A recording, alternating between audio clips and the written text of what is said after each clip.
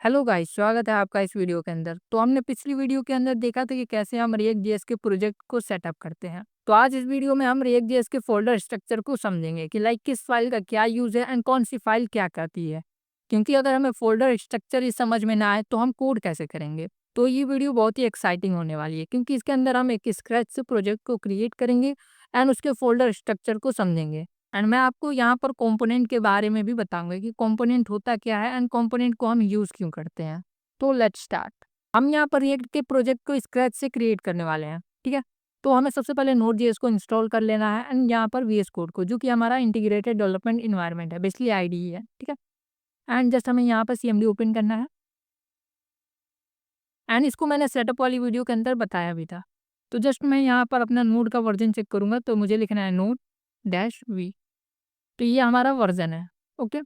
तो जस्ट मैं यहाँ पर एक फाइल को क्रिएट करूँगा, जस्ट सीडी पिक्चर्स के अंदर जाकर सीडी पिक्चर्स एंड इसके अंदर मैं एक फाइल को क्रिएट करूँगा एमकेडी या let's say app react, okay.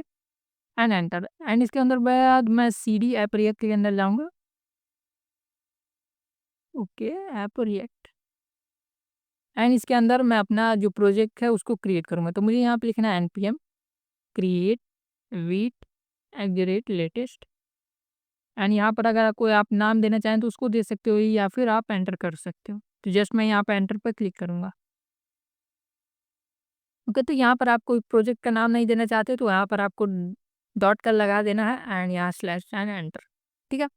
And इसके बाद आपको यहाँ पर अपना फ्रेमवर्क को चूज़ करना है। तो मैं यहाँ पर रिएक्ट को चूज़ करूँगा एंड जस्ट यहाँ पर हमें जावास्क्रिप्ट के अंदर प्रोजेक्ट को क्रिएट करने वाले हैं। तो जावास्क्रिप्ट एंड इसको नो एंड इसको भी मैं नो कर देता हूँ, ओके। तो जस्ट हम इसी फ़ोल्डर के अंदर हैं। तो हमें सबसे पहले इस कमांड को रन करनी है npm इंस्टॉल, ठीक है। इसको आप यहाँ पर npm i से भी इंस्टॉल कर सकते हो, जो कि शॉर्ट फॉर्म होता है।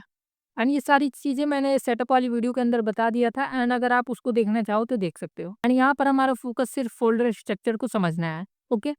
तो यहाँ पर हमारे सारे पैकेजेस जो हैं वो इंस्टॉल हो गए हैं एंड इस प्रोजेक्ट को मैं वीएस कोड के अंदर ओपन करूँगा। हमारा रिएक्ट का प्रोजेक्ट है यहाँ पर ओपन हो चुका है, ठीक है। जो हमने npm इंस्टॉल वाली कमांड चलाई थी उससे यहाँ पर नोड मॉड्यूल फ़ोल्डर भी आ चुका है, ठीक है। तो अब एक-एक करके हम इसके सारे फाइल को हम समझेंगे, ठीक है। बट उससे पहले हम इस प्रोजेक्ट को जो है उसको रन करते हैं।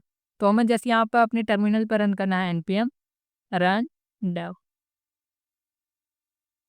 तो यहाँ पर आप देखेंगे कि हमारा जो प्रोजेक्ट है वो लोकल होस्ट 5173 पे चल रहा है। तो अगर हम इसको वेरीफाई करना चाहें तो जस्ट हमें अपने ब्राउज़र को ओपन करना है एंड यहाँ पर हमें टाइप करना है लोकल होस्ट 5173 एंड जस्ट हमें यहाँ एंटर पर क्लिक करना है। तो यहाँ पर हम देखेंगे कि कुछ ऐसा हमें इंटरफेस देखने को मिलेगा, ठीक है।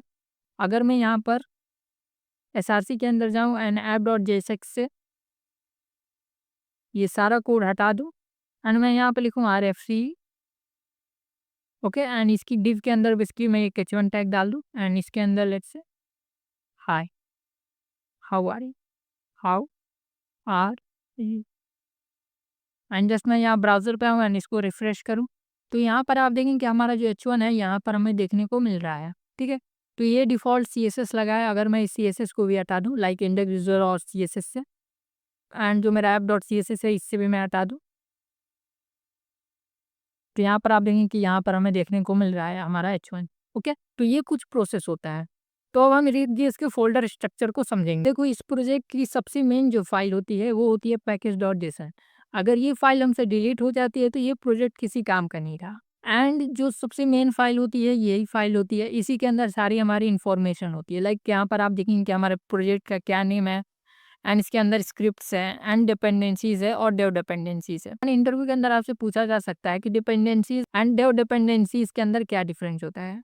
देखो डिपेंडेंसीज वो होती है जो हमारे प्रोजेक्ट के अंदर यूज़ होती हैं एंड जो डेव डिपेंडेंसीज होती है वो हमारे प्रोजेक्ट के डेवलपमेंट के टाइम यूज़ होती है। इसका मतलब क्या हुआ, देखो यहाँ पर आप देखेंगे कि यहाँ पर वीट है, ठीक है, डेव डिपेंडेंसीज के अंदर। तो हमने वीट का जो यूज़ है सिर्फ प्रोजेक्ट को क्रिएट करते टाइम यूज़ करते हैं, उसके बाद हम यूज़ नहीं करते हैं। तो इसलिए ये डेव डिपेंडेंसीज के अंदर है। बट यहाँ पर रिएक्ट है, रिएक्ट डॉम है एंड एक आध दो और पैकेज होते हैं जैसे एक्सयूस हो गया। तो इसको हम पूरे प्रोजेक्ट के अंदर क्रिएट करते हैं क्योंकि एक्सयूस जो है वो हमारे एपीआई को कॉल करने के टाइम यूज़ होता है, ओके, तो द डिपेंडेंसीज और डिपेंडेंसीज में यही डिफरेंस होता है कि जो हमारी डिपेंडेंसीज होती है वो हमारे पूरे प्रोजेक्ट के अंदर यूज़ होती है, और द डिपेंडेंसीज हमारे सिर्फ प्रोजेक्ट के डेवलपमेंट के टाइम। एंड ऐसा ही एक सिमिलर फाइल होता है पैकेज लॉग जेसन, ठीक है। इसके अंदर क्या होता है कि हमारे पैकेज जेसन की तरह ही होता है, बट इसके अंदर थोड़ा और डीप इंफॉर्मेशन हमें देखने को मिलती है। लाइक यहाँ पे एक ईएस बिल्ड करके है, ओके। इसका हमें वर्जन देखने को मिल रहा है, एंड ये कहाँ से डाउनलोड हुआ ये भी हमें यहाँ पर देखने को मिल रहा है। एंड इसके अंदर बहुत सारी इंफॉर्मेशन है, लाइक एक पैकेज से रिलेटेड, ठीक है। एंड यहाँ पर आप देखेंगे कि हमें इंफॉर्मेशन ज़्यादा डीप में नहीं देखने को मिल रहा है पैकेज डॉट जेसन फाइल में। तो ये होता है दो मेन फाइल्स हैं ये। अगर हमारा पैकेज डॉट जेसन अगर फाइल डिलीट हो जाए तो ये प्रोजेक्ट किसी काम का नहीं रहेगा, ओके। एंड उसके बाद यहाँ पर रीडमी फाइल होती है, ठीक है। रीडमी फाइल डेवलपर्स के लिए होती है। डेवलपर्स अपना प्रोजेक्ट के बारे में यहाँ पे लिखते हैं कि कैसे हमें रन करना है इस प्रोजेक्ट को, इस प्रोजेक्ट के अंदर क्या क्या चीज़ें हैं, किस एपीआई पे या फिर किस यूआरएल पे क्या चीज़ हमें देखने को मिलेगा, ठीक है। तो रीडमी फाइल के अंदर डेवलपर्स अपना सारा कोड के बारे में लिखते हैं कि उनका कोड का स्ट्रक्चर क्या है और क्या चीज़ें होती हैं। एंड उसके नीचे एक वीट कॉन्फ़िग होती है। इसके अंदर हम अपना कॉन्फ़िगरेशन करते हैं वीट के साथ। एंड अगर हम यहाँ पर टेलविन सीएसएस यूज़ करेंगे तो उसका भी हम कॉन्फ़िगरेशन यहीं पे करते हैं, ओके। एंड उसके बाद एक ईएसलिंक कॉन्फ़िगरेशन होता है, ठीक है। इसके अंदर क्या है कि हम यहाँ पर बता रहे हैं कि हमारा फाइल जो है वो जेएस होगा या फिर जेएसएक्स होगा। ईएसलिंक क्या होता है कि लाइक अगर कोई वेरिएबल हम यूज़ नहीं कर रहे हैं तो वो ईएसलिंक हमें बता देता है कि ये वेरिएबल जो है वो यूज़ नहीं हो रहा। तो ईएसलिंक मान लो कि एक डिक्शनरी है, ठीक है। उसके अंदर जो चीज़ें होती हैं वो लिखा होता है कि लाइक कैसे क्या करना है। एंड अगर उस रोल को हम ब्रेक करते हैं तो हमें एरर देता है। यहाँ पर हम कस्टम चीज़ें भी डिफाइन कर सकते हैं। लाइक अगर हमें कोई और सिंटेक्स यूज़ करना है तो यहाँ पर वो भी हम दे सकते हैं। टाइपस्क्रिप्ट है तो यहाँ पर हम टीएस भी दे सकते हैं कि हम यहाँ पर फाइल जो है या तो जेएस क्रिएट करेंगे या फिर जेएसएक्स या फिर टीएस। एंड और भी चीज़ें होती हैं इनके सारे। एंड हमें इतना डीप में नहीं जाना इसके अंदर, तो जस्ट इसको मैं क्लोज करता हूँ। उसके बाद गिट इग्नोर है, तो हमें गिट इग्नोर के बारे में पता होगा कि गिट इग्नोर के अंदर जो भी चीज़ें लिखी होती है वो इग्नोर की जाती हैं गिट पे, ओके। तो ये भी हमारा फाइल से इतना मतलब नहीं है, ठीक है। अब यहाँ पर मेन फाइल आता है index.html। तो यहाँ पर आप देखेंगे कि हमारा यहाँ पे टाइटल देखने को मिल रहा है। तो अगर मैं आपको अपना जो पेज है अगर यहाँ पर दिखाऊँ तो यहाँ पर आप देखेंगे कि यहाँ पर हमें टाइटल वही देखने को मिल रहा है, ओके। अगर लेट्स से मैं यहाँ टाइटल के अंदर कुछ चेंज कर दूँ, लाइक रिएक्ट कर दूँ सिर्फ, एंड इसको रिफ्रेश करूँ तो यहाँ पर आप देखेंगे कि यहाँ पर रिएक्ट लिखा हुआ आ रहा है, ओके। तो ब्राउज़र पे हमारी सबसे पहली जो फाइल होती है लोड होने वाली वो index.html ही होती है। एंड यहाँ पर आप बॉडी के अंदर देखोगे कि एक डिव है एंड इसका आईडी जो है वो रूट है। एंड उसके नीचे एक स्क्रिप्ट फाइल जो है वो लिंक हुई है, ठीक है, जो है src/main.jsx। तो अगर हम इस फाइल के अंदर हैं, ठीक है, तो इस फाइल के अंदर क्या हो रहा है कि जो हमारा रूट है बेसिकली हम यहाँ पर गेट एलिमेंट बाय आईडी कर रहे हैं। एंड इसके अंदर जो हमारा ऐप है इसको हम रेंडर करवा रहे हैं।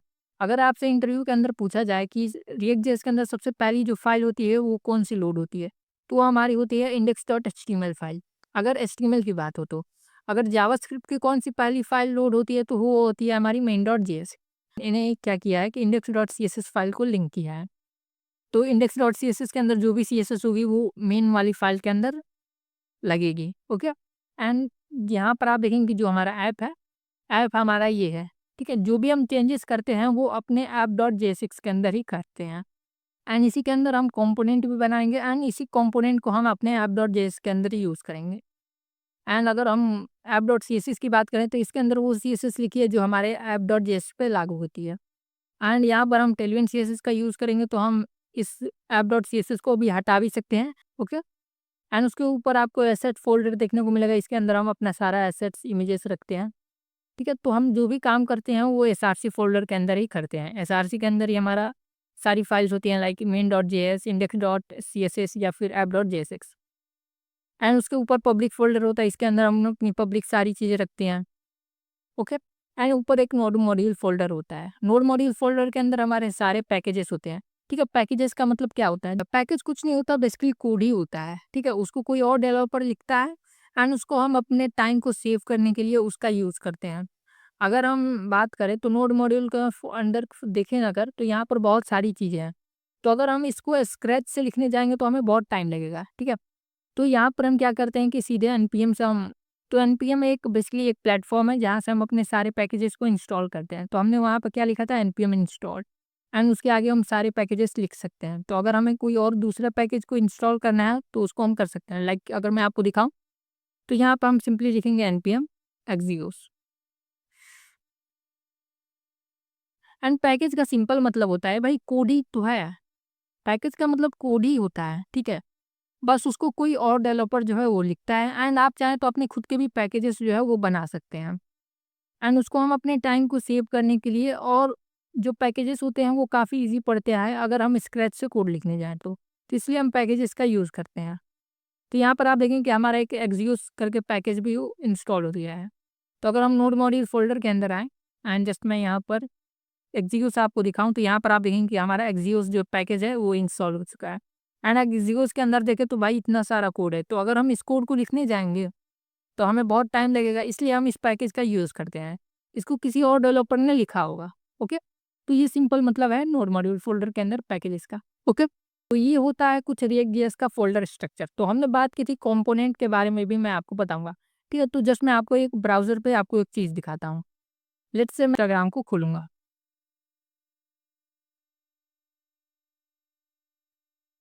तो यहाँ पर आप देखोगे कि यहाँ पर मेरा एक लोगो है, एंड फिर से यहाँ पर भी मेरा एक लोगो देखने को मिल रहा है आपको।